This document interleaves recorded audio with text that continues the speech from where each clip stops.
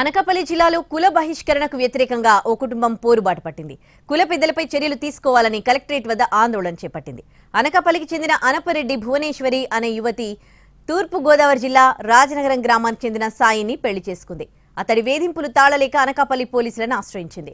దాంతో ఆగ్రహించిన కుల పెద్దలు భువనేశ్వరి కుటుంబంపై కుల బహిష్కరణ విధించారు. ఇందుకు బాధ్యులైన 7గురిపై చర్యలు తీసుకుని తమకు న్యాయం చేయాలని కలెక్టర్ను వేడుకుంటున్నారు.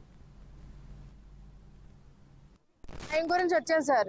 కుల పరిష్కారం ఎందుకు చేశారని అడగడానికి వచ్చాను సార్ ఇక్కడికి. నేను పెద్దలు sir, Anapareddy Seenu Reddy, Annavaram Pasupuleti Suribabu sir, Amarsetti Apparao sir, Pasupuleti Srinu sir, Kothakota sir.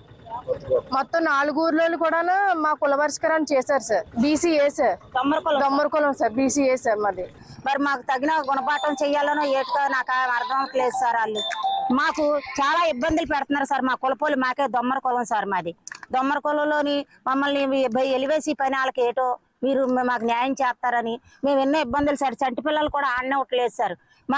మమ్మల్ని ఎక్కడికి రానివ్వట్లేదు సార్. మంచినీళ్ళు కూడా మా దగ్గర తాగని